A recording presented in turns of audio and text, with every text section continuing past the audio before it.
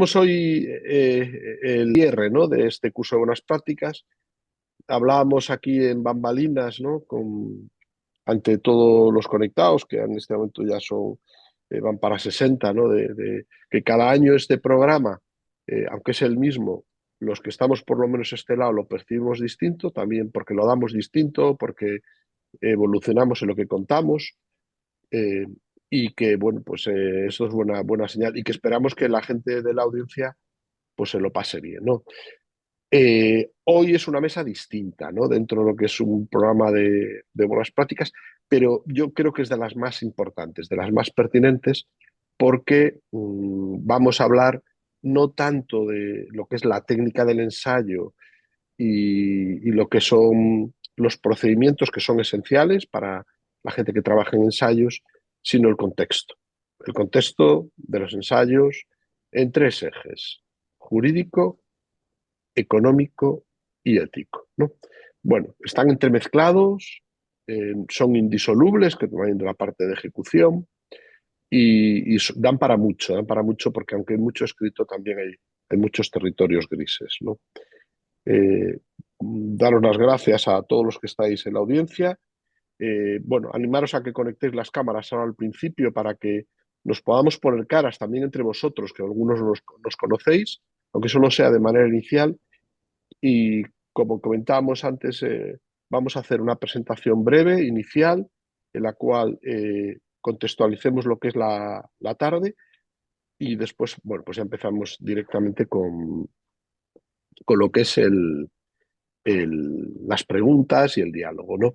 Bueno, tenemos aquí a Enrique Ocio, que lo conocéis, jefe, lo hemos presentado, es jefe de servicio de hematología, es un gran experto internacional en mieloma múltiple y una persona que en este momento está liderando muchos ensayos clínicos comerciales y algunos no comerciales en el ámbito del mieloma, ¿no? Hematología es uno de los grandes servicios investigadores de nuestro hospital, con lo cual tiene muchísimo expertise en este ámbito. La doctora Blanca Sánchez, que actúa de responsable en la unidad de ensayos clínicos y la conoce desde que se puso en marcha en el año 2003 y es una de las coordinadoras de este programa desde su inicio. Su trabajo diario es básicamente en un 95% ensayos clínicos, también en la parte de docencia, que es profesora. Está Joaquín Cayón, jefe de los servicios jurídicos de la Consejería de Sanidad, es investigador, o sea, entiende muy bien el lenguaje jurídico, pero también el lenguaje investigador, y es uno de los promotores y artífices del cambio que se ha dado en los nuevos modelos de ensayos clínicos. Me estoy refiriendo fundamentalmente al contrato, que en la nueva versión del 22 da la opción de telemonitorización que tenemos en Cantabria, ¿no? Sí, un poco por contextualizar, me voy a centrar en una situación muy concreta. La comentamos aquí, yo creo que genera suficiente tensión, ¿no?, como para ponerla, y que es este caso que está publicado en la revista de más impacto a nivel internacional clínico, que es New England Journal of Medicine, es la Biblia de la clínica médica, ¿no?, y que donde se publican los mejores ensayos clínicos. Bueno, pues en el año 2001 ellos se refieren a una situación muy concreta que pasó en uno de los mejores centros de investigación clínica del mundo, que es Johns Hopkins. Johns Hopkins es una red de hospitales, eh, hay algunos más punteros, y los scores de hospitales, que hay algunos muy buenos, en Estados Unidos aparecen siempre entre las 5 primeras eh, mm, eh, posiciones, ¿no? Bueno, pues en el año 2001 tenía más de 50.000 voluntarios, la red de Hopkins, incluidas en protocolos de investigación, y había incluido hasta ese momento, perdón, y en ese momento tenía más de 2.500 protocolos activos, con un valor de subvenciones pues que superaba los 300 millones de dólares. Eso actualizado a cifras de hoy es difícil saber cuánto, pero seguro que es más del doble de esa cifra. Y en esa situación de excelente contexto clínico, uno de los mejores del mundo, hay un evento que es un clásico en literatura, que es el evento Ellen Roche. Ellen Roche era una técnico de 24 años que trabajaba en Johns Hopkins, en la unidad de alergias, y que entró en un ensayo clínico como voluntario sana. Ella tenía asma y el ensayo clínico estaba financiado por los NIH, los Institutos de Salud Americana, que son el equivalente a los Institutos de Salud Carlos III. Nosotros tenemos ensayos clínicos financiados por Carlos III, pero un ensayo independiente. Por ejemplo, Enrique Ocio es IP, investigador principal de un ensayo clínico. El ensayo clínico, eh, bueno, pues una vez que el enroche fallece dentro del estudio, siempre que hay una muerte dentro del ensayo clínico hay que comunicarlo, y en este caso se comunicó y se detectaron deficiencias severas en cuanto al procedimiento de aprobación y desarrollo de ensayos clínicos que llevaron a cerrar toda la financiación que Johns Hopkins recibía en ese momento. Esto ha sido un hito en la historia de la investigación clínica que bueno, pues ha hecho repensar muchas cosas. Y lo que sucedió fue lo siguiente, lo voy a contar rápidamente, ¿no? El enroche, que estaba en un ensayo clínico que trataba de tratar de analizar si el hexametonio, que es un curarizante, tenía algún efecto sobre el asma. Era un ensayo clínico de prueba de concepto.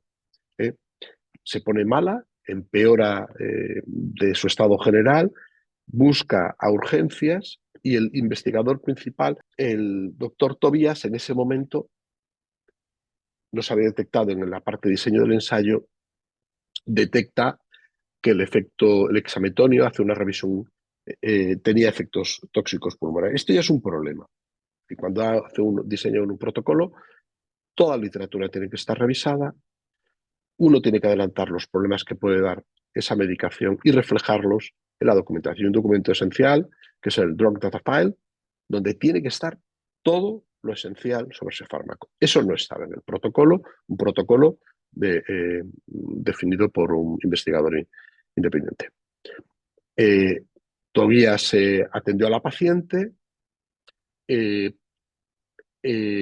una vez que detecta y atiende a la paciente, no informa a la paciente de que él detecta en la literatura que esa medicación puede dar eh, efectos secundarios pulmonares, y más aún, la mantiene en el ensayo clínico. El ensayo clínico era el hexametonio se inhalaba. Bueno, eso fue parte del problema del desarrollo y lo primero que se detectó. Empezaron a analizar más cosas, detectan, todo esto está recogido en el artículo, ahí lo veis escrito, con todo el detalle que hizo una comisión de investigación ad hoc a nivel de FDA, de la Food and Drug Administration.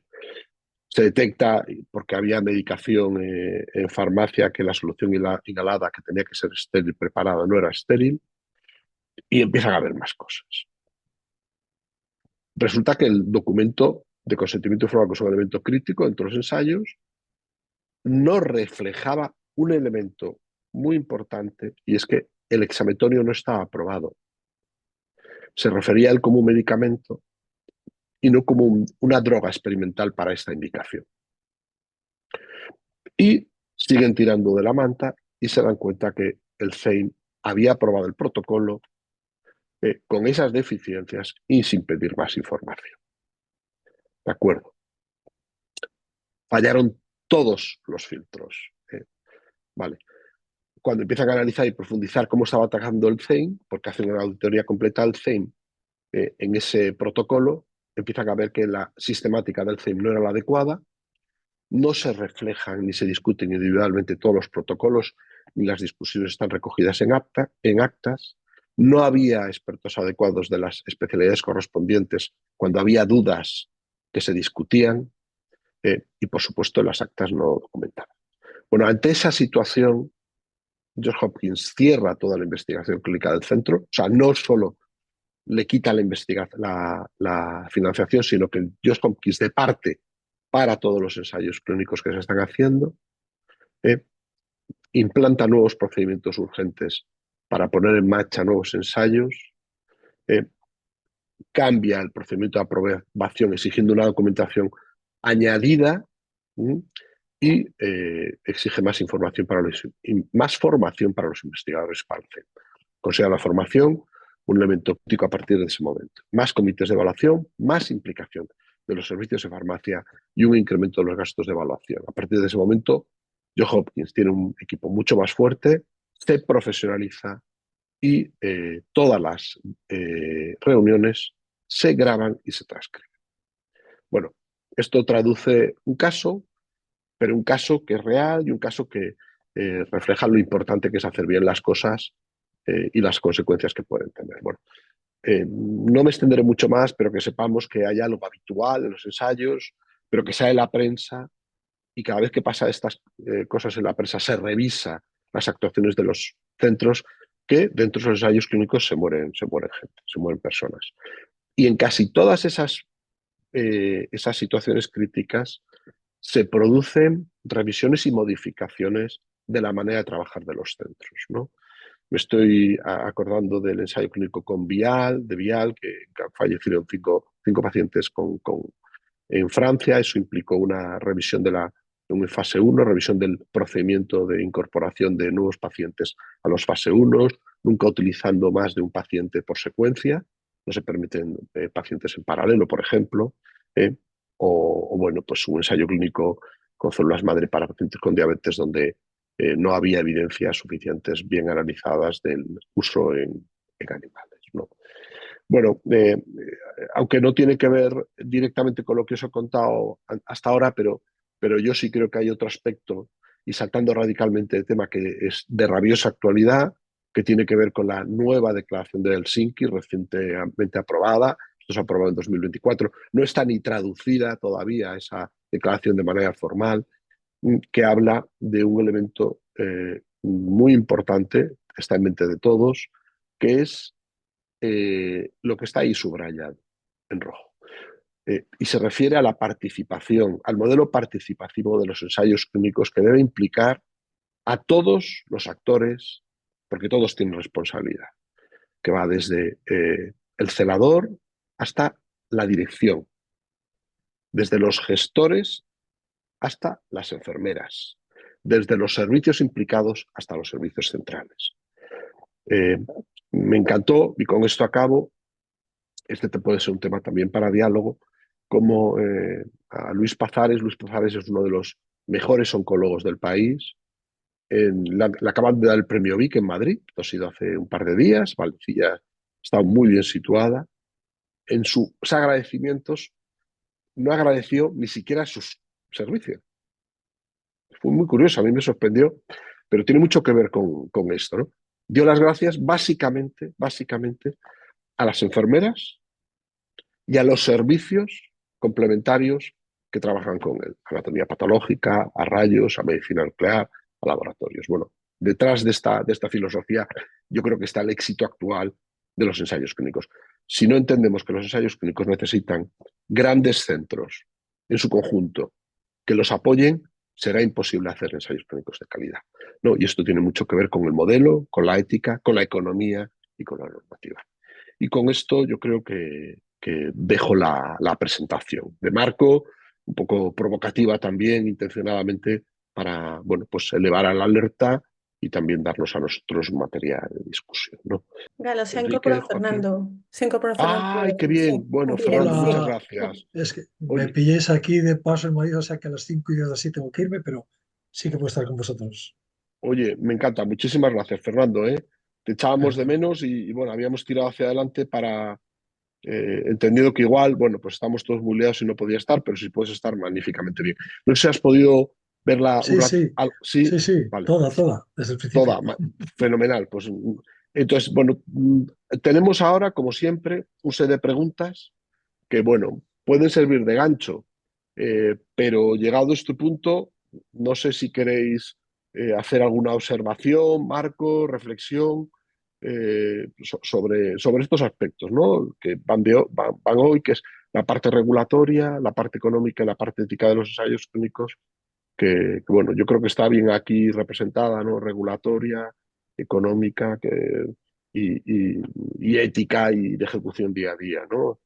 Eh, como queráis. Bueno, yo puedo decir una reflexión al hilo de eso, ¿no? Y que es una de cal y una de arena, podemos decir, pero es un... No, pues yo suelo contar, ¿no? Cuando yo hablo del tratamiento del mieloma y de la historia del tratamiento del mieloma, suelo hablar de que el primer fármaco que se utilizó en mieloma fue el uretano, ¿no? Que yo siempre digo que me suena a tejados, ¿no? De casas, el uretano, y entonces esto fue en los años 50, 40, 50, hasta que se hizo un estudio randomizado entre uretano y un jarabe de Coca-Cola. Y entonces se vio que no había diferencias, ¿no? Entre la eficacia. Estuvo varios años utilizándose el uretano, ¿no? Para el mieloma. Después ya vino el Mefalán y lo que ya sí funciona.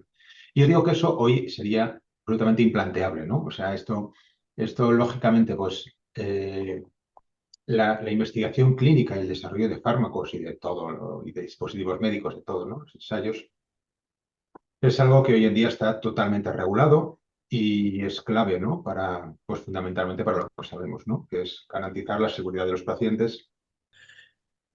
Hombre, yo creo que el razonamiento que estaba diciendo Enrique es que sin regulación no hay avance, sin ensayos clínicos no hay avance, y si los ensayos clínicos no se hacen bien, pues no solo no son avances, sino que puede ser incluso retroceso. Pero la primera idea es importante. Sin ensayos clínicos no hay avance, porque muchos de los procedimientos que a veces hemos hecho los médicos con toda nuestra buena intención, creyendo que eran maravillosos, cuando se han sometido al filtro del ensayo clínico han resultado a veces no aportar nada y las peores veces incluso ser detrimentales. Y no siempre hacemos ensayos clínicos. Con los medicamentos hacemos ensayos clínicos, pero hay muchos procedimientos en la medicina que nunca han pasado el filtro del ensayo clínico. Y es lo primero que tenemos que pensar, que primero hay que hacer el ensayo clínico y luego, desde luego, hay que hacerlo bien, porque si lo hacemos mal, pues somos peor el remedio que la enfermedad. Y no es fácil hacerlos bien, porque a veces hay que sopesar entre no dificultar y demorar en el exceso la llegada de un avance que puede ser la vida de muchas personas y no querer ir tan rápido que lo hagamos mal. Entonces, ese equilibrio entre hacerlo bien, pero hacerlo y no devorarnos eternamente, pues bueno, yo creo que lo hemos solucionado bastante bien. Hoy en día yo creo que los ensayos clínicos logran avanzar con mucha seguridad, pero ha habido que ir aprendiendo la lección, sí, como Alba ha dicho. Perdona, Enrique. Bueno, no sé dónde me he quedado, pero bueno, eso que decía, ¿no? O sea, que creo que es lo que ha dicho Fernando también. O sea, que regulación, pero creo que, y es verdad que creo que hemos llegado a ese equilibrio, ¿no? Entre esa regulación que es necesaria para que las cosas vayan bien y esa, que no nos paralice, ¿no? Al contrario, pues que es lo que permita pues avanzar, ¿no? Y yo creo que ahora estamos en ese momento de equilibrio que es perfecto. Un breve comentario. Efectivamente, yo creo que ahí has expuesto en este caso introductorio un poco lo que tanto Enrique como Fernando han puesto de manifiesto, ¿no? La necesidad de un equilibrio entre regulación y avance tecnológico o innovación, ¿no? Sí me gustaría, en este sentido, indicar que la seguridad del sujeto de ensayo es fundamental. Y precisamente, mira, esta misma semana, la semana pasada, perdón, creo que estábamos en Farmaindustria, en un foro que organizaron, y pusieron mucho el acento, yo lo comparto plenamente, en tener unidades de ensayo y en comités éticos potentes y que puedan actuar con capacidades centralizadas. Lo digo porque en muchas ocasiones hemos tenido un poco la tendencia al ensayo clínico especializado en determinadas materias y en este sentido yo creo que contribuye claramente desde la perspectiva incluso jurídica a garantizar la seguridad del sujeto de ensayo que tengamos unidades de ensayos clínicos robustas, con seguros centrales, con regímenes jurídicos que de alguna forma permitan optimizar el hecho de que bajo una única entidad se lleven a cabo la totalidad de ensayos clínicos, como afortunadamente tenemos en Cantabria, gracias precisamente al modelo jurídico. Y por último, un breve apunte, regulación no es sinónimo de actuación stopper en relación con el ensayo clínico, pero sí que tenemos que tener también al mismo tiempo que estamos experimentando con seres humanos. Esto a veces lo olvidamos. Y por tanto, un principio básico que no se puede perder de vista es que no todo lo que tecnológicamente es posible, ética y jurídicamente es viable, lo cual no significa tampoco lo contrario, ¿no? Entonces, yo también coincido con ellos en el que en estos momentos estamos en un equilibrio delicado, pero al fin y al cabo equilibrio, entre lo que es la regulación y la innovación. La regulación incluso puede contribuir a mejorar la innovación, porque en la medida en que fortalece capacidades centrales, puede mejorar las unidades de ensayo, puede mejorar el funcionamiento de los comités de ética. Y un último apunte en el sentido de decir que es muy probable, particularmente en los multicéntricos, que cuanto mejor sean las estructuras centrales de soporte de lo que es el conjunto del clinical trial, es mucho más fácil pues que nuestros institutos de investigación y nuestros hospitales puedan ser destinatarios de ensayos clínicos realmente importantes. Pues gracias por tus aportaciones. Bueno, yo me sumo a lo que habéis dicho, no quiero añadir mucho más, pero uno de los objetivos de este programa, y creo que no por ese programa, pero sí la vida que tiene este programa, que son más de 5 ediciones, ha pasado, y es que en el entorno sanitario en el que estamos, la cultura del ensayo clínico ha mejorado mucho. Entendiendo el ensayo clínico como una herramienta para determinar cuáles son las mejores intervenciones sobre los pacientes, pero también para poder dar opciones terapéuticas a pacientes y a la organización, ¿no? Esto es algo importante que tenemos que entender todos. La segunda que habéis dicho y que está implícita en vuestras observaciones, ¿no? El ensayo clínico no es un fin en sí mismo, es un medio. Y como tal tiene que estar siempre enfocado a los pacientes y contar con todo el entorno, ¿no? Eh, y efectivamente creo que uno de los éxitos de nuestro entorno, las cifras están ahí, es tener magníficos investigadores, esto es clave, esto sin esto no hay, pero también magníficas estructuras, ¿no? Y como todo es mejorable, ¿no? Fijaros, y conecta con lo que dice la Declaración de Helsinki, y está en esa filosofía de dar equidad, no solo dentro de las estructuras, sino en los sistemas sanitarios, la iniciativa que ha lanzado el Carlos III de creación de nuevas unidades de ensayos clínicos, ¿no? Ha lanzado una propuesta muy potente de financiación para creación de nuevas unidades de ensayos clínicos en el país, entendiendo que el ensayo clínico, además lo pone así en la convocatoria, debe ser una opción para los pacientes cuando es necesario. Y que no tener la posibilidad de acceder a ensayos clínicos supone también una pérdida de equidad. Bueno, es una visión que probablemente nunca hemos hecho tan consciente como ahora y que es importante, ¿no? Es importante entender este contexto que refuerza el hecho de que el ensayo clínico es un valor para el entorno sanitario y un valor sobre todo para el paciente. ¿Vale? Bien hecho, ¿no?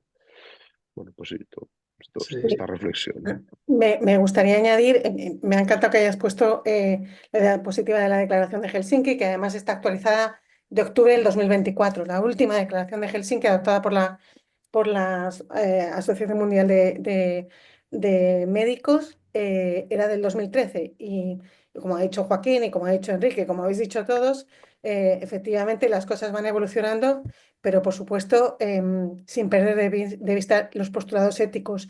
Y curiosamente la nueva actualización de la Declaración de Helsinki recoge, pues efectivamente, la necesidad de optimizar los recursos, porque si no se optimizan, estamos perdiendo de vista el postulado ético, la necesidad de tener al paciente en el foco, en el centro, desde el punto de vista de su seguridad, desde el punto de vista de la evaluación de la vulnerabilidad como una situación dinámica, y que la situación de un paciente no estando en condiciones vulnerables puede volverse vulnerable, y cómo se debe actuar en esas situaciones.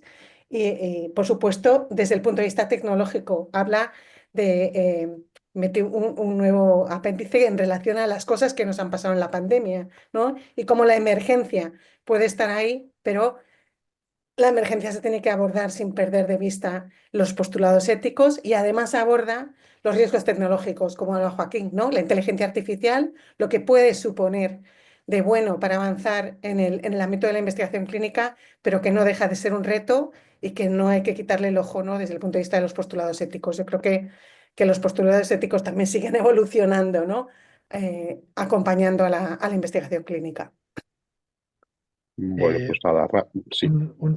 Perdón, un poco en la línea, ¿no?, que estáis diciendo, ¿no? De el ensayo clínico como el acceso a ensayo clínico bien hecho, estamos partiendo de la base de que son ensayos clínicos bien hechos, con toda la base ética, con toda la base científica, con toda la formación del equipo, es algo que los pacientes quieren. De hecho, en una reciente reunión de lanzamiento de los centros integrales de cáncer en Europa, se hace una encuesta a nivel de toda Europa ¿De qué le pedirían a un centro integral de cáncer? ¿Qué creen los asistentes, que eran más de 700, que es importante para un centro integral de cáncer? Y entre las tres primeras condiciones, acceso a ensayos clínicos de calidad. El ensayo clínico, en ciertos ámbitos, es innovación y es algo que tenemos que ofrecer al paciente la posibilidad, repito, bien regulados, bien hechos. Pero hay situaciones muy desesperadas, y el cáncer a menudo lo es, donde realmente la única esperanza del paciente es un buen ensayo. Lógicamente no hay que jugar con esas expectativas y hay que decirle que un ensayo clínico no se sabe. Pero claro, cuando uno tiene por delante nada y un pronóstico infasto en breve, pues la gente, la inmensa mayoría de la gente, si tiene algo que intentar, lo intenta. Y si ese algo además está bien sólidamente construido, muchas veces es un avance. Muchas gracias por vuestras aportaciones, ¿no? Que bueno, hay una cosa que vosotros estáis en el diario, los ensayos. Joaquín ha dicho una cosa y bueno, cuesta entenderlo si uno lo hace de manera abstracta, pero es verdad que la sociedad lo ha elegido así, está justificado éticamente y legalmente, y hoy seguro que reflexionaremos algo mucho sobre ello, y es que experimentamos en unas pocas personas en pro del fin común, del buen fin común, ¿no? Esto se puede hacer, porque lo estamos haciendo, pero se puede hacer solo en unas circunstancias muy bien definidas, tasadas y ordenadas, respetando de manera nítida dos cosas, al menos una es la voluntad del paciente, y esto implica información, y segundo, su seguridad. Y eso implica estructuras adecuadas que garanticen ese entorno. Vale. Bueno, pues A con ver, yo a esta... esto sí quería hacer una pequeña observación, y es cierto, porque es verdad que es una investigación en pacientes, pero yo también digo muchas veces al paciente, digo, o sea, que soy un conejillo de Indias, ¿no? Digo, hombre, vamos a ver, yo también, aquí sí que, porque es cierto, y sabemos 100%, ¿no? Y lo decía, no sé si se me ha oído, ¿no? Pero que lo importante es, no sé si me ha cortado, igual ahora me cortan también, ¿eh? No sé quién ha sido, igual ha sido por allí, pero no, decía que lo más importante, lógicamente, es la seguridad del paciente y después la integridad de los datos, y para eso tenemos todo lo que tenemos, ¿no? Y es cierto. Pero también hay que ver, ¿no? O sea, que hay un balance riesgo-beneficio.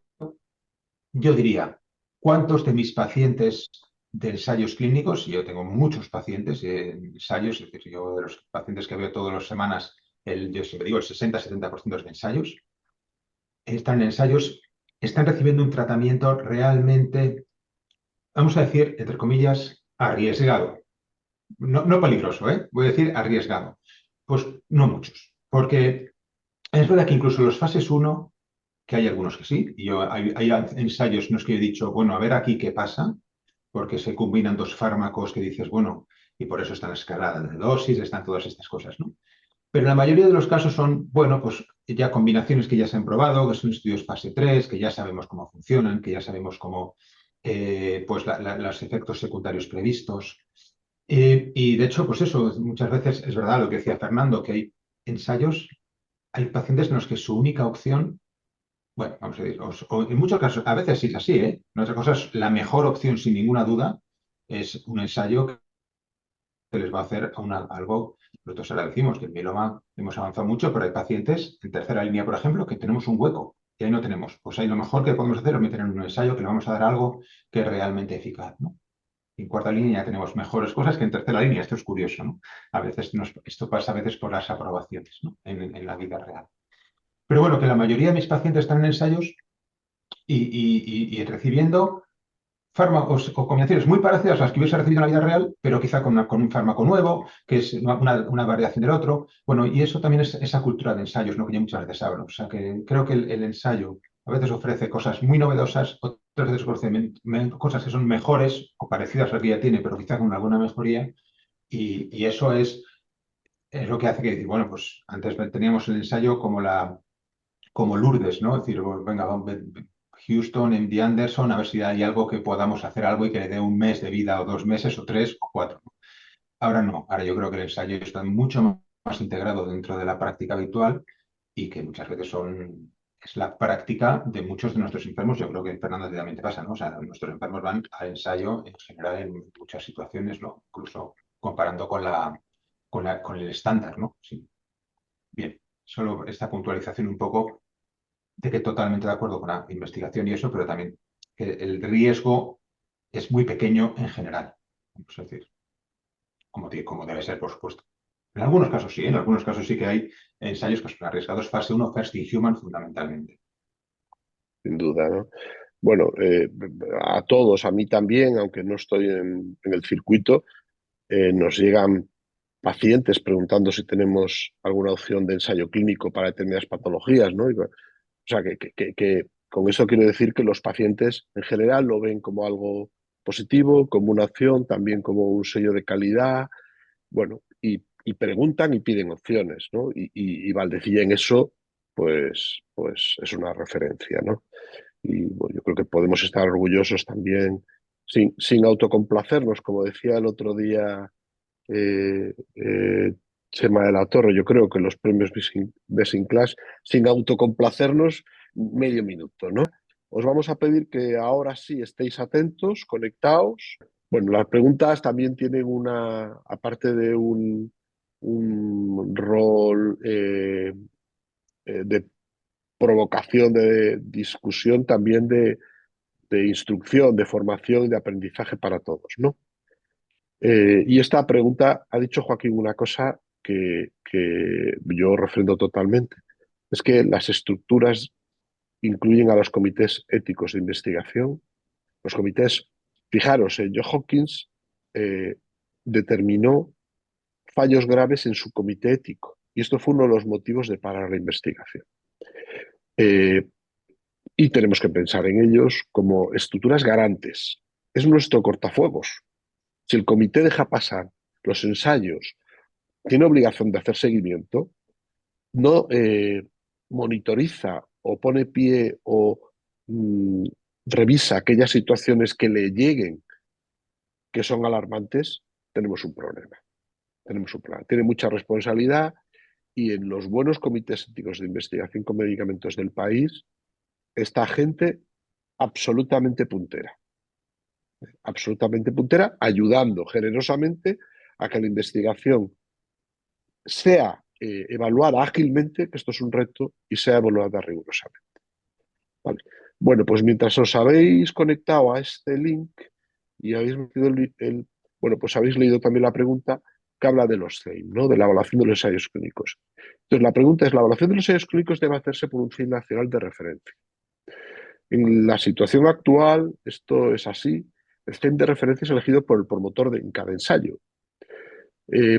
La pregunta es, ¿este criterio es adecuado? ¿Debería haber otro criterio? ¿Debería haber un criterio objetivo para esta selección? Bueno, aprovecho para decir que, y podéis contestar ya, abro el hilo para que votéis. Es Si os habéis importante aquí decir, conectado. Galo, quizá, que no es que es un CEIM nacional, que hay uno en Madrid, sino que hay que elegir uno de los 17 o 20 que hay, que elegir uno y ese ya vale para todo el ensayo, ¿no? En todo el territorio nacional. No Es un es, es thing, que, sería un thing a nivel nacional, ¿no? O sea, A eso nivel es, nacional. eso es, Sí. eso es. Muy buena observación, Enrique, ¿eh? Muy buena observación. Efectivamente, ¿no? Hay CEIMs, muchos en el país, que evalúan ensayos. En este momento la evaluación de nuestros CEIMs tiene efecto europeo, esto es importante. O sea que lo que diga aquí a nivel europeo es vinculante, o sea, tenemos una capacidad de influencia en cualquier CEIM y responsabilidad muy grande. Y que en los ensayos multicéntricos que se hacen en varios centros, hay solo un CEIM, con la evaluación de un CEIM es suficiente, y el CEIM lo que diga va a misa, ¿no? Incluido modificaciones de propuestas de modificaciones del protocolo, del consentimiento informado, incluido anulación o parálisis de un ensayo clínico, paralización, incluido modificación o cierre de un ensayo. Bueno, tiene una capacidad de decisión muy grande. Bueno, pues ese comité en cada ensayo es elegido por el propio promotor. ¿eh? Bueno, pues la duda que hay ahora mismo, perdón, esto no sé por qué no debería haber empezado. Sí, teóricamente estamos en el aire. Bueno, sí, está evaluando, ¿no? O sea que lo que votéis ahora aparecerá aquí. Lo vamos a parar. Si no habéis votado o habéis votado, volver a votar, porque yo creo que lo he reseteado y lo paro ahora, ¿no? Y nos da para hablar un poco del modelo de evaluación de los SAMES. ¿Has puesto en el chat la...? Sí, A ver, bueno, mira, pues chat. fijaros que en el chat he puesto el link. La pregunta de la respuesta está ahí. La contestación masivamente es sí. Y yo creo que nos da pie para hablar de los comités, ¿no? De lo que son, que ha habido una sesión dedicada a ellos, o sea que se ha hablado en el curso de su importancia, del modelo de selección y, bueno, de su responsabilidad, ¿no? No sé si queréis empezar alguno. Yo creo que todos, Fernando fue miembro del CEIM hace años, compartimos unas magníficas experiencias juntos de evaluación, nos pegamos unas palizas brutales de revisión de ensayos, me acuerdo aquellas mañanas y noches, porque aquello se hacía por las noches muchas veces para prepararlo bien. Blanca también ha sido miembro del CEIM, lo dejó cuando tuvo que asumir las responsabilidades de la unidad. Y bueno, Joaquín no, pero Joaquín ha estado siempre en el backstage, ayudando un montón en todo lo que es la normativa, que insisto, tiene mucho que ver con lo que él nos ha ayudado. Yo, Galo, si me permites, como estoy en el del no, en franca minoría, si queréis rompo el hielo, ¿no? Porque hay un SIS, yo me solidarizo con este 6,2%. A ver, la pregunta es un poco engañosa, ¿no? Porque creo que, como bien decía Enrique, lo que quieres decir es que estamos, y corregidme si me equivoco, ante un ensayo clínico multicéntrico y tenemos que decidir a qué comité ético vamos a someter el ensayo clínico de tal forma que ese dictamen va a ser válido para todos los centros en los que el ensayo se lleva a cabo, ¿no?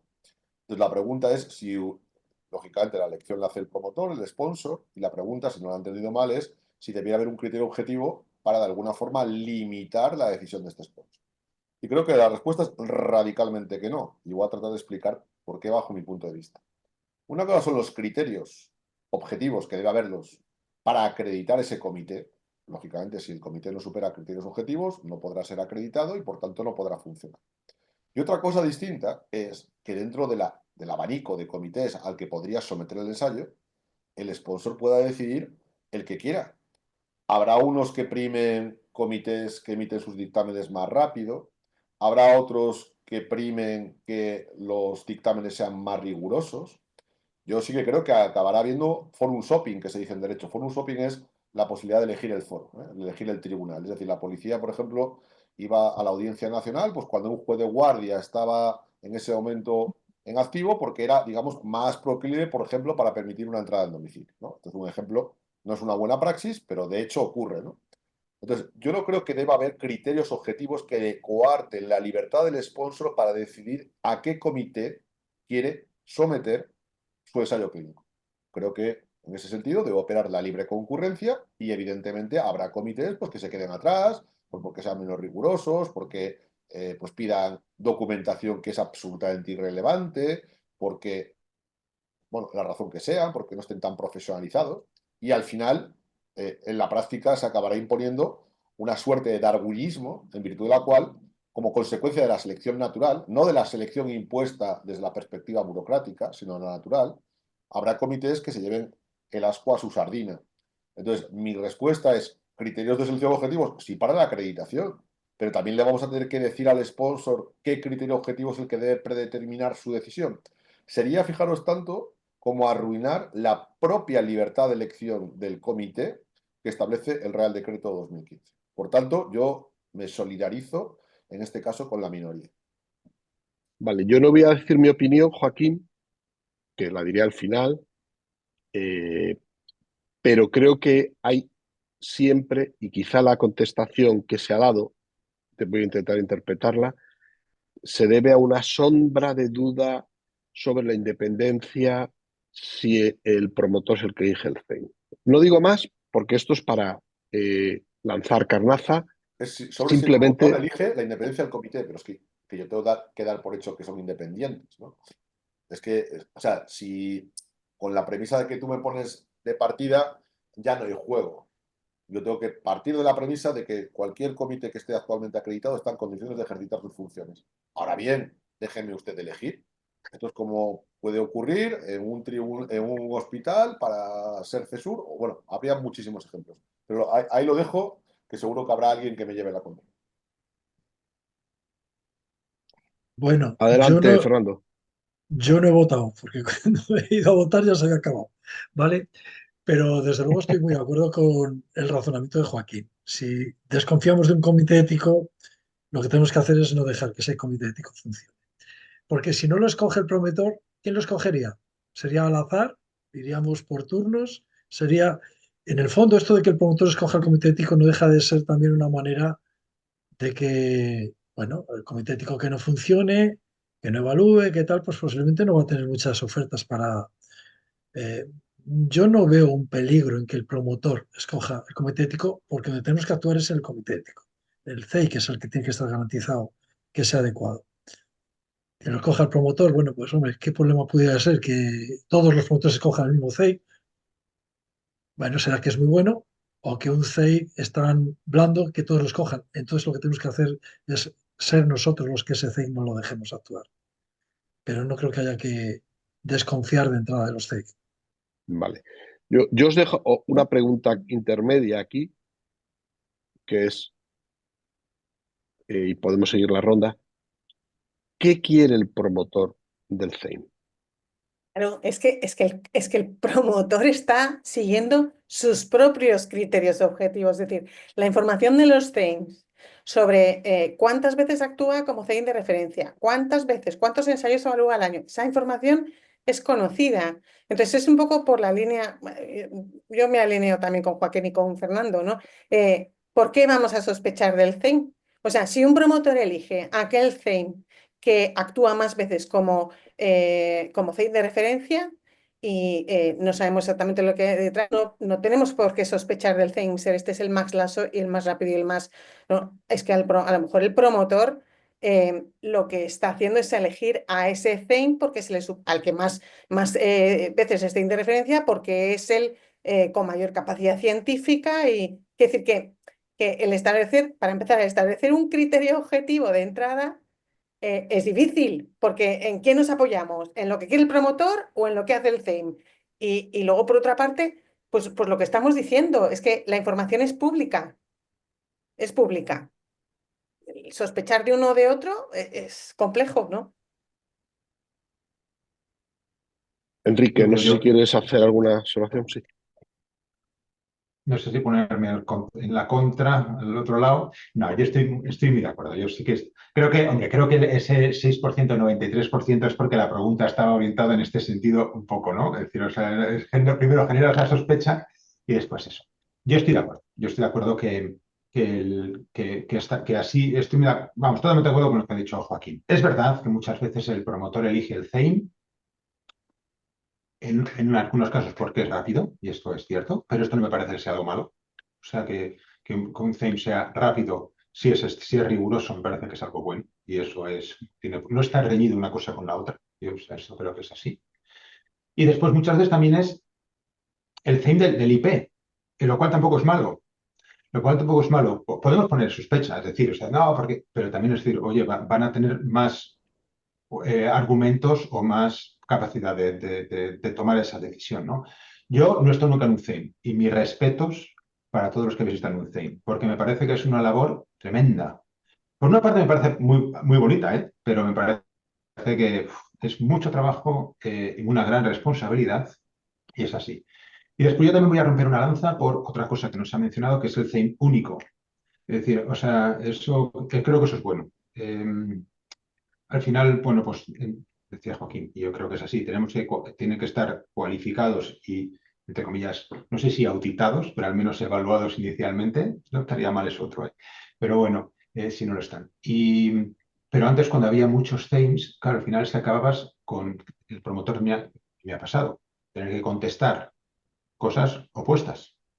Es decir, no sé, es que me están pidiendo cosas que son contradictorias. Entonces, a ver cómo hago yo el CEIM de Andalucía y el CEIM de Castilla y León en concreto, esto me ha pasado, ¿no? Entonces, bueno, pues creo que esto también es bueno y pues como lo decíamos antes, vamos avanzando, ¿no? Eh, bueno, yo voy a compartir con vosotros una reflexión un poco distinta y empiezo por el marco general, ¿no? España es el tercer país del mundo en investigación clínica. Dices, ¿qué tiene que ver esto con el CEIM? Bueno, esto se ha alcanzado por muchas cosas, porque tenemos un magnífico sistema sanitario.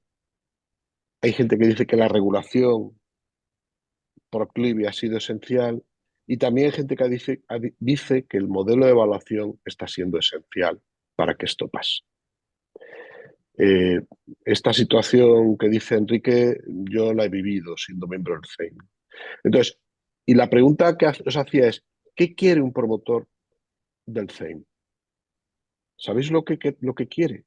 Quiere dos cosas, pero sobre todo la segunda. Quiere que las cosas se hagan rápido y quiere que los protocolos sean bien evaluados.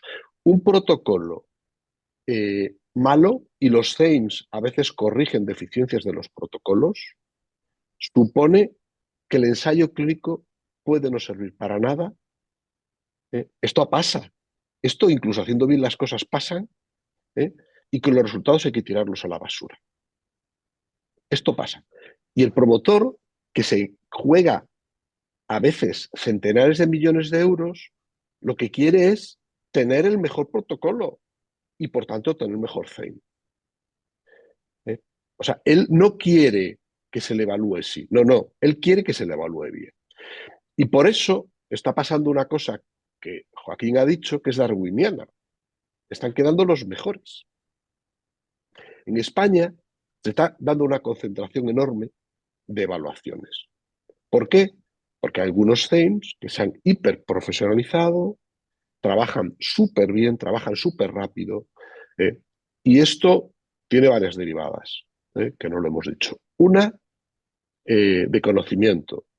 El conocimiento que tienen la gente que está en el CEIM, esto es lo más valioso, aprende muchísimo, pero tiene muchísima información de lo que está pasando en el mundo de la investigación clínica.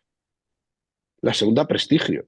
Es decir, en este momento, un centro que no es puntero para nada en investigación clínica como es Partauli, tiene muchísimo prestigio en el país porque sí es puntero en evaluación de ensayos clínicos. Esto es una paradoja que se ha dado porque ellos han apostado por esa vía. Y la tercera, económica, porque se cobra en este momento a nivel central una tasa por evaluación de ensayos cuando eres de referencia, que se repercute a nivel de cada centro. ¿De acuerdo? Ahora la evaluación sí tiene un impacto y, por tanto, bueno, pues se reconoce, ¿no? Entonces, yo creo que el CEIM tiene una labor muy importante, no solo para los pacientes, pero incluso también para los promotores. Y está pasando, insisto, una selección darwiniana. Cuando dice Joaquín que en farmaindustria hablaron de las dos estructuras, es que los promotores son los primeros que saben quiénes somos. Lo saben mejor que nosotros.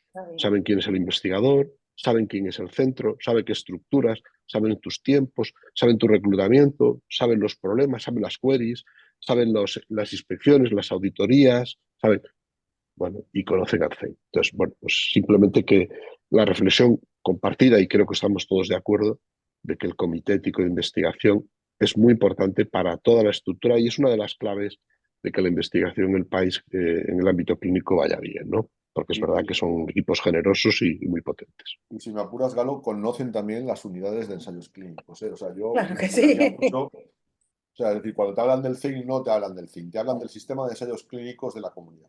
Entonces, hay una suerte de vasos comunicantes entre CEIM y unidad de ensayos clínicos. Yo cuando voy por ahí me hablan bien de la unidad de ensayos clínicos de IDIVAL, en el fondo me están hablando bien del sistema, ¿eh?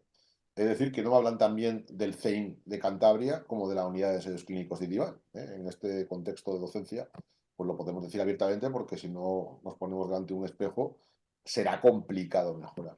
Pero yo insistiría mucho en que justamente apoyo totalmente lo que decía Enrique. O sea, ha sido un gran avance el hecho de que haya un dictamen único porque tenías el riesgo de que hubiera hechos contrafactuales, es decir, que te pudieran pedir una cosa y la contraria, con lo cual arruinaba el sistema de ensayo por la vía de consultas.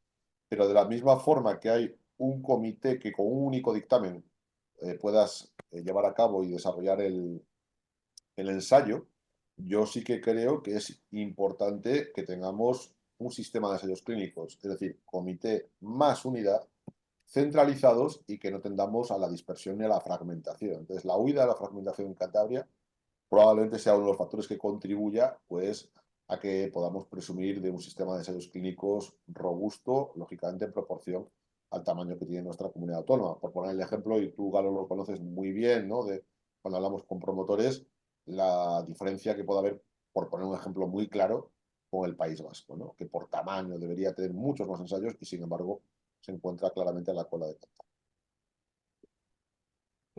Muy bien, pues nada, yo creo que estamos en total sintonía, ¿no? Yo creo que también es bueno que la gente que está al otro lado entienda, ¿no? Esto se puede contar en una presentación, pero es difícil, ¿no? Y en un diálogo sale normal y además estamos todos añadiendo los mismos mensajes con diferentes perspectivas, ¿no? Vale, no sé si en la audiencia hay alguien que quiera preguntar algo. Os animamos ahí a los que estáis, que si queréis preguntar o si queréis hacer alguna observación, lo digáis, ¿no? Vale. Eh, bueno, a mí se me ocurre que, y si alguien lo quiere saber, que lo pregunte. Bueno, vale, el CEIM es una estructura muy interesante, se puede aprender mucho de ella. ¿Cómo se puede ser por parte del CEIM, ¿no? Yo creo que esto es algo también, las estructuras de este tipo tienen que tener sistemas transparentes de participación, de salida, de entrada, protocolos. Bueno, pues esta es una pregunta que dejo ahí, pues si alguien en la audiencia tiene interés en conocerla. Y pasamos, si queréis, a la siguiente slide. La siguiente slide que os voy a poner, que bueno, ya hemos hablado de esto, ¿no? Pero no por ello, y creo que esta es una pregunta que vale la pena disecar, ¿no? Esto es un tema que yo sé que a Joaquín le gusta mucho, son los principios éticos de la investigación, ¿eh? Y hay elementos detrás de esta pregunta que ha salido en la introducción sobre los que vale la pena, ¿no? Bueno, si habéis estado un poquito atentos, a la pregunta aparentemente tiene una respuesta fácil, pero la pregunta tiene mucha trampa, ¿eh? Tiene mucha trampa, ¿no? Entonces, empieza ahora el tiempo de contaje, y la contestación es a la pregunta: ¿cree usted que es ético someter a una experimentación experimental a personas como se hacen los ensayos clínicos? Sí, no o depende. Y bueno, pues vamos a dar nada, poquito tiempo para que podáis el link y el número.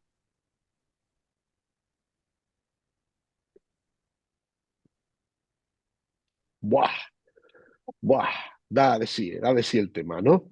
Da de sí el tema, sí, 30%, no, y hay gente que lo considera que no, el 7,7, y hay gente que Uno. dice que depende. So- Uno, ¿no? Oye, a ver, Lalo, depende, tú que eres gallego, has contestado depende, seguro, ¿no? A ver, Claro, hay un principio ético en filosofía en virtud del cual una respuesta que lleve por rúbrica depende jamás puede ser incierta, porque todo en la vida depende de algo. Es decir, si tú dices depende, no te Depende de equivocas algo. jamás. Depende.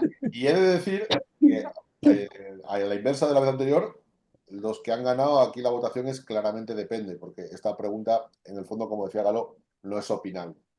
Hay supuestos en los que es ético y supuestos en los que no es ético. Yo muy rápidamente, ¿es ético? Regla general, sí, claro, pero tiene que haber un riesgo-beneficio, es decir, si sometemos a un paciente a una exposición experimental que suponga un riesgo que no se corresponda con el beneficio obtenido, no sería ético.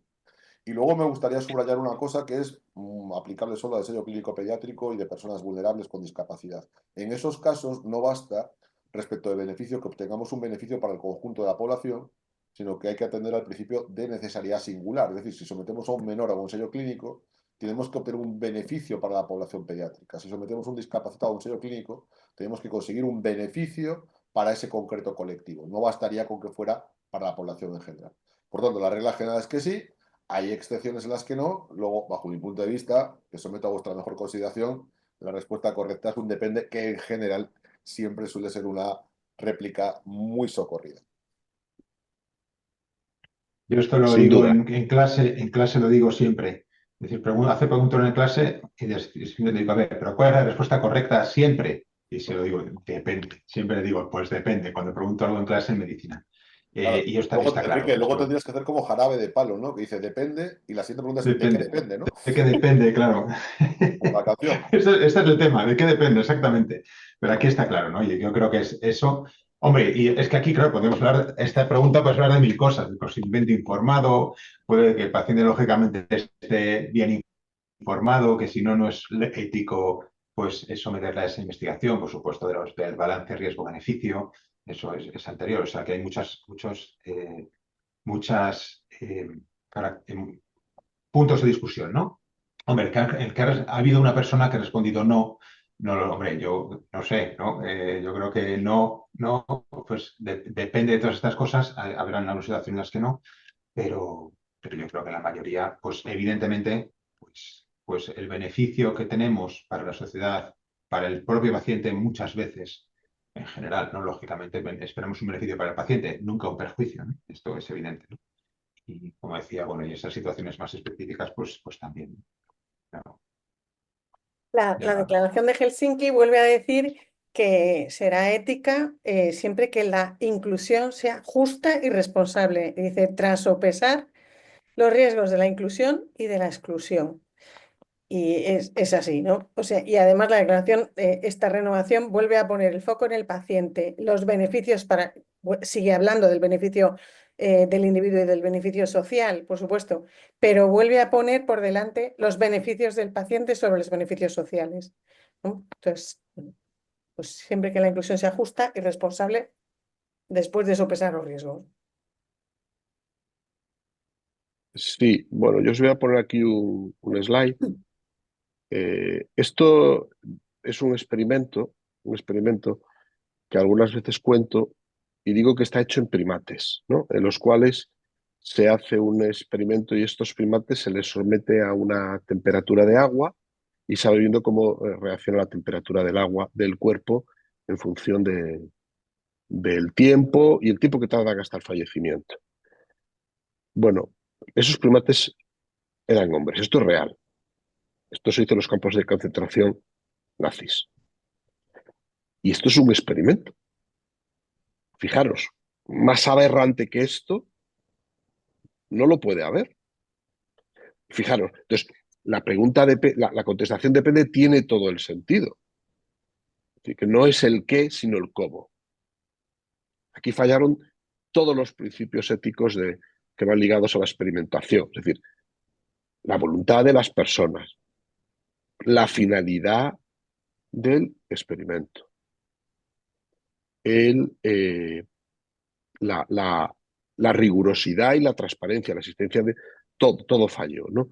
Bueno, eh, pero bueno, esto es un ejemplo extremo que traduce cómo la experimentación puede ser, bueno, pues no solo no buena, sino, pero nefasta, ¿no? A este respecto, hay una frase que se suele usar en los comités éticos y es, no hay ensayo clínico metodológicamente incorrecto que pueda ser éticamente correcto.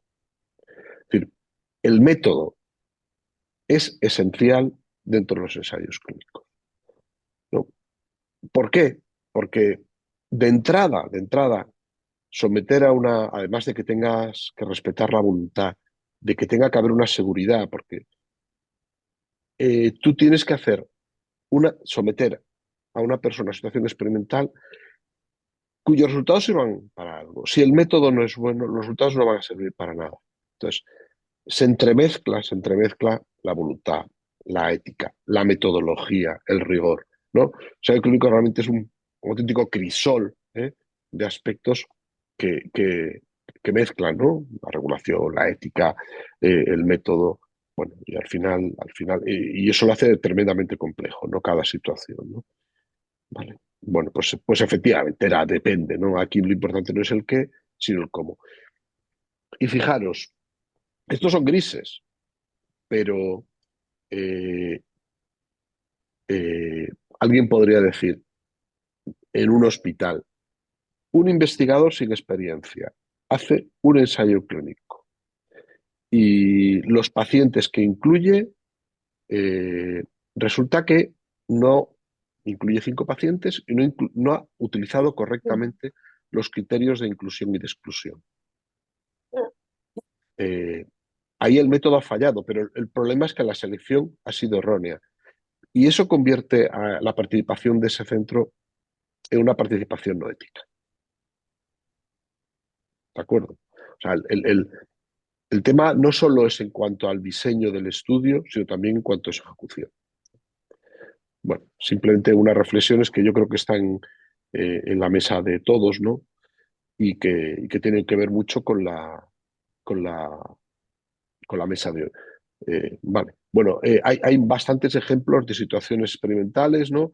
Los estudios de Tang-T, estos fueron, bueno, pues un ensayo clínico con pacientes con sífilis, este es un clásico, está publicado, bueno, no fueron, eran negros, no se les informó de la enfermedad, después apareció la penicilina y no se les dio la opción terapéutica, y bueno, pues se dijo esto que veis ahí de posiblemente la más infame investigación biomédica de la historia de Estados Unidos. De que en pro de la investigación hay que tener mucho cuidado, porque la investigación no es un fin y a veces se convierte con una bandera que mal utilizada, bueno, pues se pone en contra de Claro, de pero los mira, en este sentido, esto no es algo que sea, eh, a ver, a ver, esto, ¿cómo digo yo esto, no?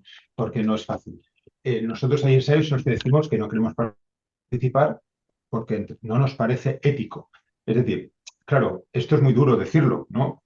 Pues, porque dices, bueno, está pasando un comité ético, como hemos hablado, pero dices, bueno, es que yo creo que tenemos una opción para estos pacientes que igual y es un estudio randomizado en el cual dice, hombre, la opción control, digamos, es inferior a lo que yo le podría poner en la práctica habitual, ¿no?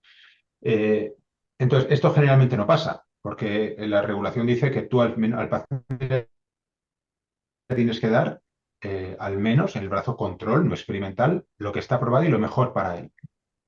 Pero en algún ensayo nosotros sí que hemos dicho, es decir, pues nosotros aquí no vamos a participar porque nos parece que tenemos una opción mejor para él que eso, ¿no? Bueno, entonces, quiero decir, o sea, pues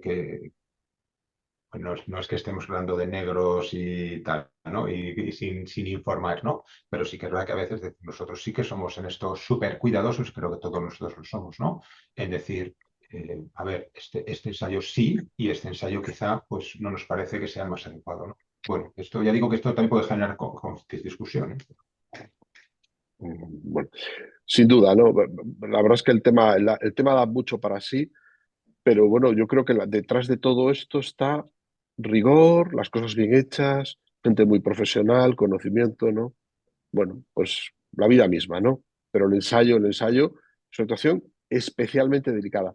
Fijaros, para los que nos oyen, no hay ninguna investigación de proyectos que exija un contrato con el centro. ¿De acuerdo? Ensayos clínicos sí. La regulación de ensayos clínicos a nivel mundial es específica, se sale del resto de los canales de investigación, incluso de la investigación con pacientes. Hay un marco súper definido.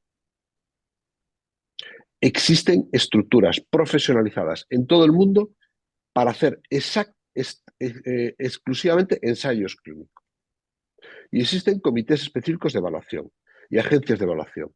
Bueno, ¿por qué? Porque estamos hablando de algo especial, algo especialmente sensible, algo especialmente delicado. Bueno, tenemos que estar orgullosos de estar en una buena posición como centro, ¿no? Pero insisto, autocomplacencia cero, pues porque la vida real dice que esto es muy, muy, muy, muy exigente, ¿no?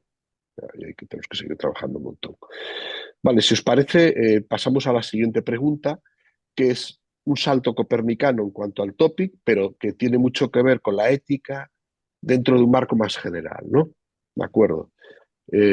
Y que, bueno, dice, España es el segundo país, bueno, sin contar a China, el tercer país si contamos a China, que ha entrado con muchísima fuerza. El primero es en Estados Unidos, que hizo una apuesta en su momento radical como país para trabajar en ensayos clínicos y creó estructuras muy profesionalizadas y dio mucha financiación. Y el ensayo clínico es bueno, pero insisto, es bueno no en sí mismo, es bueno en la medida que aporta beneficio, ¿no? Y la pregunta es muy capciosa, no es afortunada, aposta, ¿no? Yo creo que todo es una pregunta también pertinente. Y dice, a la vista de los riesgos para sostenibilidad del sistema, ¿piensa usted que este dato es positivo para nuestro sistema sanitario? Es decir, ¿es bueno para nuestro sistema sanitario en un modelo donde está eh, puesto en cuestión su sostenibilidad a medio plazo participar en ensayos clínicos? ¿Es bueno? Bueno, yo creo que todos tenemos una contestación que dar a esto y puede ser una contestación en muchos sentidos, pero es bueno también discutirla, que la oiga la gente que está al otro lado, ¿no? Ensayos clínicos y sostenibilidad, argumentos, bueno, para que esto sea posible, ¿no? Vale, lanzo la pregunta a la audiencia, acordaros que, os vamos a dar 10 segundos, el link abajo, lo tenéis Vamos, también, no se vea. vamos a por ello, ¿eh? ¿De acuerdo? Y, y paro ya, ¿eh? A ver qué Que sale. no vemos la pregunta, Galo. Ah, ¿no la veis? Perdonad, No. Sí, yo ¿no? sí que la Yo he no lo visto. veo, ¿eh? Yo no sé si... Ah, ¿vosotros lo veis? Tienes que darle a refrescar cada poco, pero no sé qué salió. Bueno. Bueno, fijaros, aquí ya la pregunta sale más, bueno, pues menos desbalanceada, ¿no? También no hay un depende. Pues si pusiéramos un depende, seguro que era buena, ¿no? Eh, bueno, yo creo que tenemos que pensar muy en serio en general en la sostenibilidad de nuestro sistema sanitario. Tenemos que cuidarlo. Es un sistema sanitario, sin duda, de los mejores del mundo. Está en plena revolución, pues porque por muchas cosas, ¿no? Y el ensayo clínico no puede ser, no puede estar fuera de esa ecuación. No puede estar fuera de esa ecuación, ¿no? Nos miran con mucha envidia, ha salido en grandes revistas en Inglaterra y en otros países, eh, por el sistema sanitario y por los ensayos clínicos, ¿no? Y nuestros mayores, pues también tienen que entender los argumentos que hacen, que apoyan los ensayos clínicos o que no los apoyan. Y creo que es bueno hacer la reflexión en abierto y conjuntamente. Os lo dejo ahí porque la pregunta tiene muchísimo calado, ¿eh? No vemos, bueno, yo al menos tampoco he visto la pantalla, pero bueno, me dices, no sé cómo sea la mayoría, pero voy a seguirme abonando a la tesis del depende, la relación o la vinculación entre la sostenibilidad del Sistema Nacional de Salud y ensayo clínico. Ahora yo creo que la vamos a ver, efectivamente. Perdonad porque efectivamente se había Esta es descabalgado, ¿no? es binaria, ¿no? Es sí, no, no hay Sí, depende. sí, no. Bueno, yo creo que aquí sería un depende, ¿eh? Lo digo para próximas ediciones, si se puede incluir una tercera vía, ¿no? Y muy rápidamente, no sé qué pensaréis Blanca, Fernando y Enrique. El ensayo clínico bien hecho vaya por delante que yo soy pro clinical trials, clarísimamente porque está demostrado que la mejor investigación está directamente vinculada a la mejor asistencia y viceversa. Ahora bien, siempre y cuando el ensayo clínico se haga correctamente, porque aquí también hay un tema que del que convendría también hablar. O sea, si, por ejemplo, estamos o no postergando al paciente ordinario en favor del sujeto de ensayo. ¿Cuándo se hacen los ensayos clínicos? ¿Se están haciendo en horario de mañana y, por tanto, están generando una lista de espera que no puede ser absorbida luego por medios ordinarios? ¿O realmente es una actividad adicional que se hace en otro momento? Entonces, sí que es verdad que, al menos potencialmente, la investigación clínica, si no se encuentra correctamente planificada y correctamente alineada con lo que sería la asistencia sanitaria ordinaria, puede impactar aspectos que inciden en la sostenibilidad del sistema, como la lista de espera. La lista de espera la incrementamos. No creo que proceda a hablar precisamente hoy mucho de lista de espera, no vayamos a tener un problema, pero la lista de espera, una pequeña broma, la lista de espera sí que es verdad que afecta a la sostenibilidad del sistema en la medida en que, desde la perspectiva financiera, incluso luego hay que pagarla con peonadas. Entonces, ensayo clínico sí, pero perfectamente compatibilizado con asistencia sanitaria ordinaria. Y eso en muchos centros no se hace. ¿Por qué? Porque el ensayo clínico también, lógicamente, como puede ser de otra forma, tiene una compensación para el propio investigador. Es decir, pues la pregunta que también estaría conexa a esto es por qué la gente hace ensayos clínicos más allá de las razones espirituales, de mejorar la asistencia, de dar un tratamiento a enfermos que, por el contrario, no tendrían otra salida. El ensayo clínico también se paga. Entonces, si está correctamente ordenado, la respuesta bajo mi punto de vista es afirmativo. Si esto me recuerda un poco a las patentes de currículum. Si es el ensayo por el ensayo como un fin en sí mismo, no como un medio, que solapa y que por tanto posterga la asistencia ordinaria, entonces sí que deberíamos reflexionar sobre el impacto que los ensayos producen en la asistencia sanitaria y, por tanto, por extensión, en la sostenibilidad del Sistema Nacional de Salud. Bueno, Sabía que te iba a to- to- encontrar ahí, Fernando. no, estoy totalmente de acuerdo Ah, contigo y en bueno. todo. Sí, no, yo creo que es básico que el ensayo clínico no puede significar nunca una marginación de la asistencia normal. Pero bueno, creo que esto es así. Precisamente servicios que hacemos muchísima investigación, como somos los de oncología en toda España, no tenemos lista de espera. Nosotros, nuestra lista de espera es cero y hacemos mucho ensayo clínico. Luego se puede. Pero es verdad que hay que A ver, hay un garantizarlo sesgo siempre. también, ¿eh? En que onco no tenga lista de espera, ¿eh? Atendiendo, bueno, pues al carácter de la enfermedad, etc. Hay un pequeño sesgo que no solo se justifica, por tanto, por la eficiencia innata de cualquier oncólogo. Pero bueno, cierro paréntesis. Bueno, es que yo siempre he pensado que las listas de espera dependen mucho, porque nosotros, a pesar de que no estamos dotados de una manera exagerada, no tenemos lista de espera porque no se puede tener. Porque si Efectivamente, el paciente espera, a eso me ya no refiero. llegamos. Luego, cuando no se puede tener, al final, por narices, no la tienes y haces lo necesario. Pero bueno, independientemente de esto, Y Fernando, se y porque pregunta los sobre. pacientes oncológicos tampoco esperan mucho, o sea, se caen solos de la lista de espera, como tardes mucho. No, pues te digo, no, no, es que no la podemos tener. Tenemos que hacer lo que haga falta para verlos. Y lo hacemos. Yo me acuerdo que yo tenía un tope puesto hace 15 años de 6 pacientes. Estamos viendo 30 y 40 pacientes al día ahora, ¿eh? Y los vemos, pero no hay lista de espera. La sostenibilidad, bueno, el ensayo clínico bien hecho. Yo estoy hablando siempre de ensayos clínicos bien hechos. No estoy hablando de chapuzas ni de cosas. No, no. Un ensayo clínico bien hecho, bien evaluado por un CEI, en una institución que lo tiene bien organizado. eh, Son muy costo efectivos para el centro por muchas cosas. Tienen su memoria económica, que la memoria económica cubre normalmente con creces los gastos que generan. Los fármacos, en el caso de los fármacos, se dan, y estamos hablando de fármacos a menudo carísimos. Nosotros tenemos un estudio, que ha sido la tesis de un enfermero nuestro, que en el año 2022 el valor de los medicamentos aportados por los ensayos clínicos que hicimos en oncología fue de cerca de 2 millones de euros. Por ejemplo, sé que Valdebrón tiene un estudio similar que andan por los 12-13 millones de euros, que es innovación, porque son medicamentos en el brazo control tremendamente caros y costosos y que son parte del estándar, y el brazo experimental normalmente suelen ser o iguales o mejores. Yo creo que Enrique puede decirnos cuánto cuesta en nuestro centro tratar el mieloma, y gracias a su actividad investigadora, el ahorro es tremendo. Y el hospital, el Sistema Nacional de Salud debería ser consciente de esto.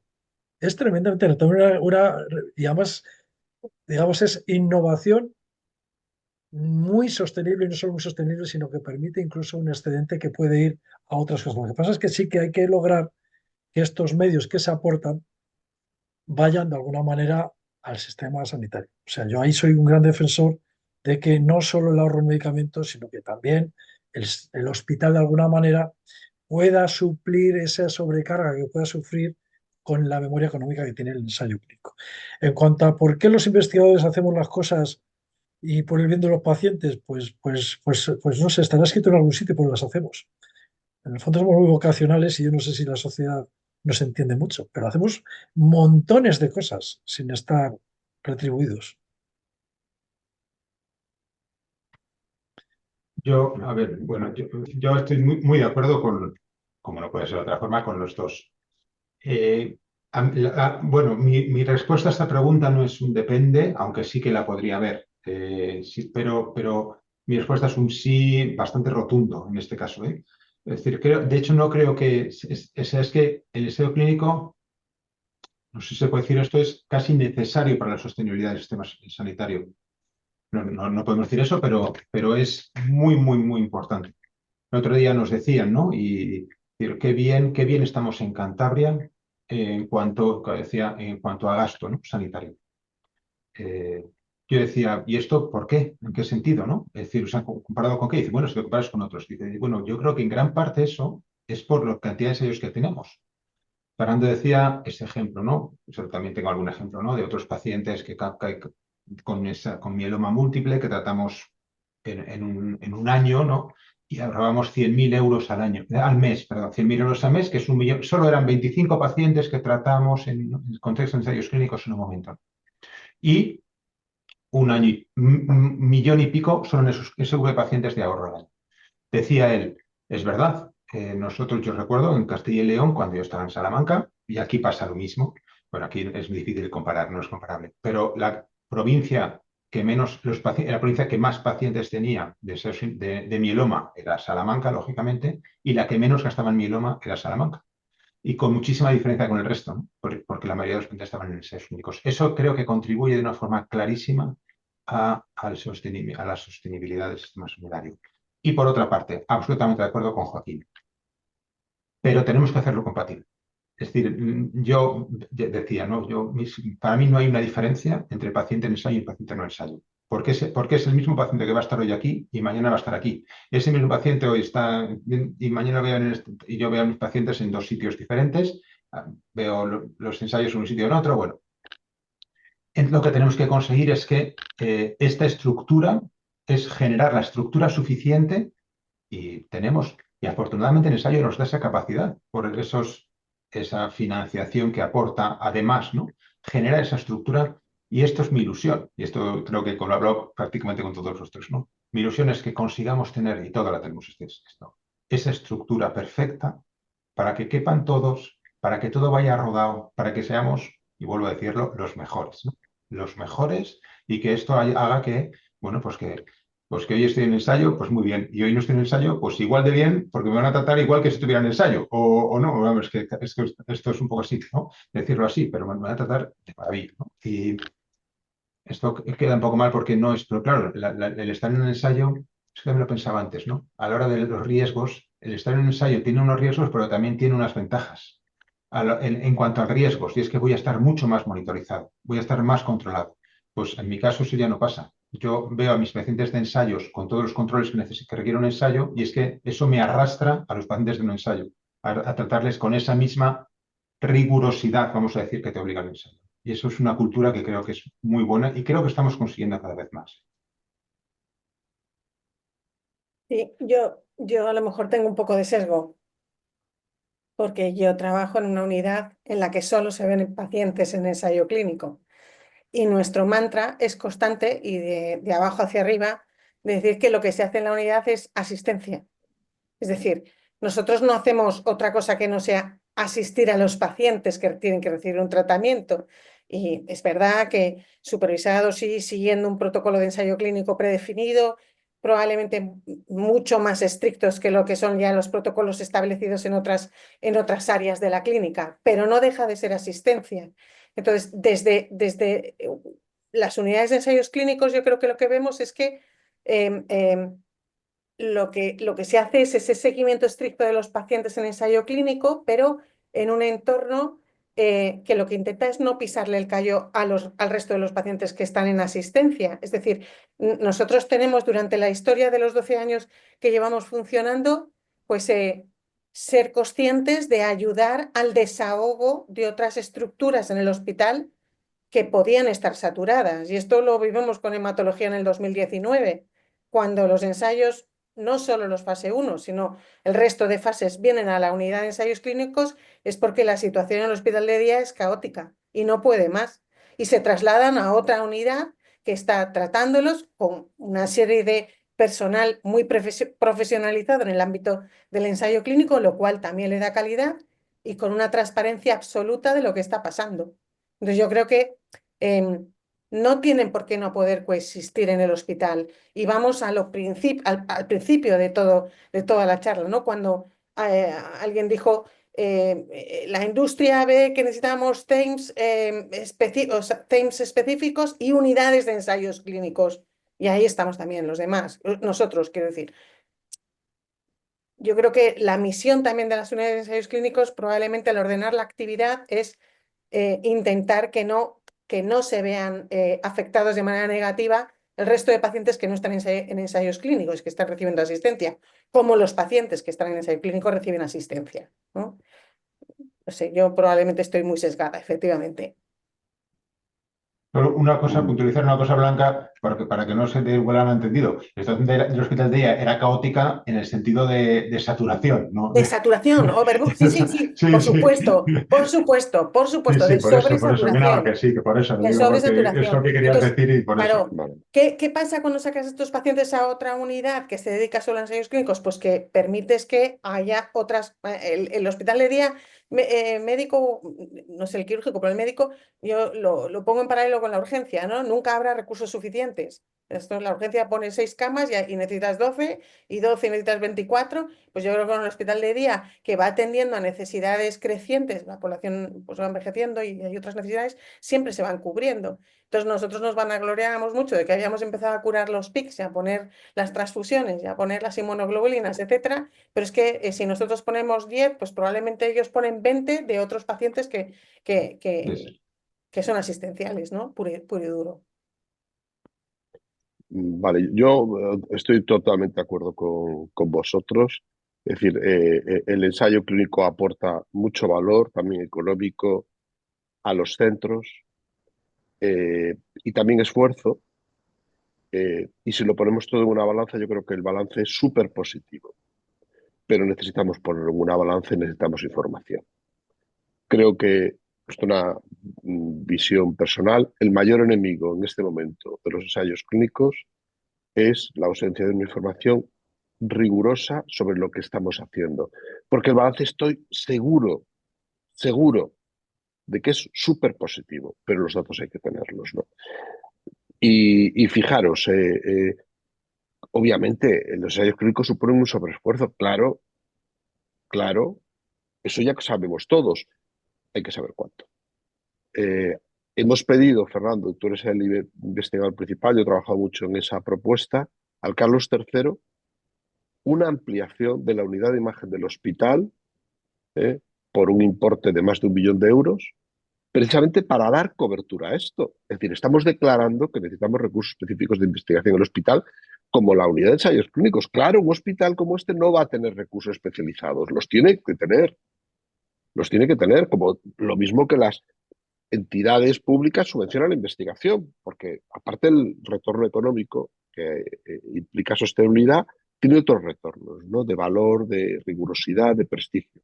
Entonces, bueno, yo simplemente decir que soy un convencido del ensayo, lo sabéis, nos queda 2 minutos y pasemos última ronda, y creo que en la línea de trabajo que tenemos que tener es tener mejor información, poder hacer mejor accountability y mejor rendición de cuentas, que además, por otra parte, lo que nos toca. Y yo estoy seguro que entre todos lo vamos a ir haciendo y lo vamos a ir haciendo bien, eh, pues porque somos conscientes de ello, ¿no? O sea que nada.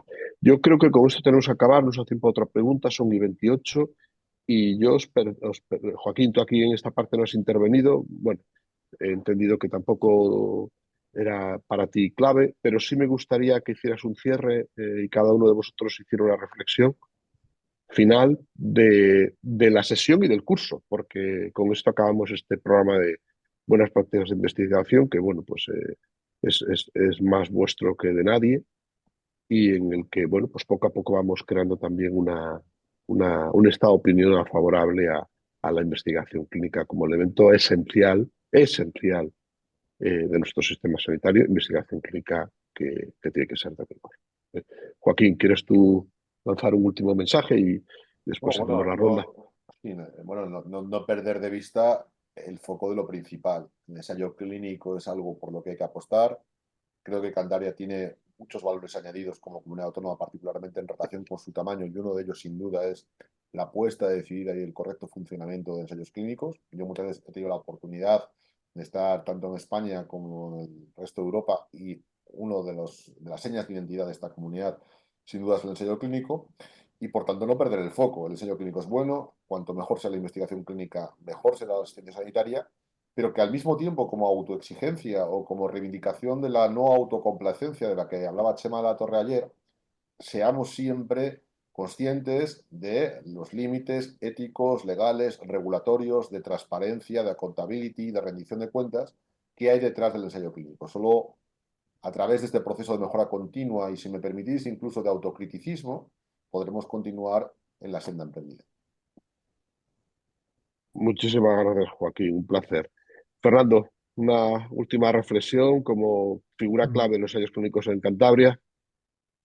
Pues desde luego, la primera, que los ensayos clínicos son indispensables. Sin ensayos clínicos no hay avance, lo tenemos que tener en cuenta, pero no tenemos que perder de vista que tienen que beneficiar al paciente y a la población en la que se hacen, y para eso hay que hacerlos con garantías, hay que hacerlos informándolos bien y hay que respetar la ética y la calidad, porque sin ello es mejor no hacerlos. Que en en muchos campos es innovación, es lo más innovador que podemos dar, con la ventaja de que si es un ensayo clínico es sostenible, no solo es sostenible, sino que puede ser incluso excedentario para nutrir otras investigaciones que a veces no tienen tantos fondos, y yo creo que claramente van en línea con la sostenibilidad, ayudan a la sostenibilidad. Y bueno, no autocomplacerse, son muy complejos, muy exigentes. El mundo de los ensayos clínicos, por lo delicado que es el tema con el que estamos hablando de personas que están arriesgando sus vidas para recibir un tratamiento que, si se hace con garantías, puede ser maravilloso, pero si no, puede ser peligroso. Son muy complejos, están muy regulados, tenemos que hacer todo muy bien y tiene que ser cuidado por la institución. Si la institución, si el sistema sanitario no cuida el entorno donde se hacen los ensayos clínicos y no los podemos hacer bien, es mejor que no los hagamos. Gracias, muchas gracias, Fernando. Enrique, está silencio. Sí. A ver, yo diría, creo que, bueno, yo no voy a decir que el ensayo clínico es clave, que creo que es lo que estamos aquí todos lo vemos. Creo que estamos en una muy buena situación, lo decía Joaquín y Fernando, pues, tenemos una muy buena situación en Cantabria, privilegiada, yo diría, para hacer ensayos y haciendo los ensayos. Y yo solo diría una palabra, que es unidad. O sea, ahora aquí estamos nosotros, ¿no? Entonces tenemos que conseguir con gran unidad, hablando todos los que estamos, todos los actores, ¿no? Que dice Galo muchas veces, los actores, pues hablando todos los actores, para conseguir generar esa estructura perfecta y ese engranaje perfecto desde, pues ya digo, desde Consejería, Servicio Cántabro, el Hospital, IDIVAL, todos los investigadores, todos los servicios implicados, ¿no?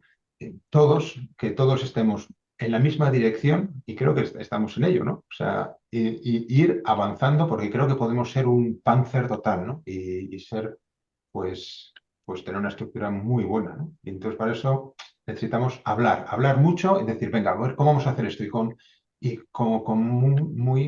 con miras muy altas, ¿no? Decir, venga, porque digo, tenemos una gran base, tenemos un gran equipo, tenemos un gran hospital y podemos, creo que, pues decía antes, no ser los mejores. Fenomenal, Blanca. Pues no hay mucho que añadir, ¿no? a lo que habéis dicho todos los demás. Yo creo que hacer hincapié otra vez más en que el paciente tiene que estar en el centro y hay que situarlo en el centro, sin perder de vista, ¿no? esa inclusión justa y responsable de la que hablábamos. El otro punto es la justicia distributiva y global.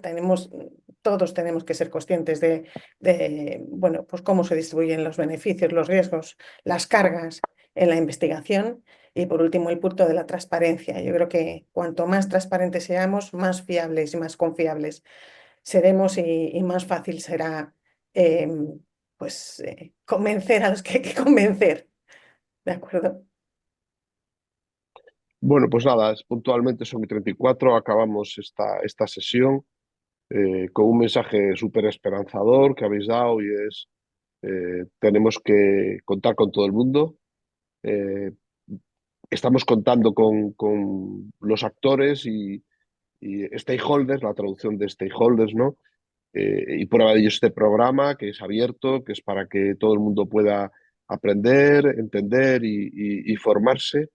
Y probablemente esta es la clave principal, como bien dice la Declaración de Helsinki, ¿no? Contar con todos, contar con los directivos, contar con los agentes decisores, contar con los pacientes, contar con todo el personal que como decía Luis Pazares, desde el celador hasta los servicios que están alrededor de lo asistencial que son esenciales, ¿no?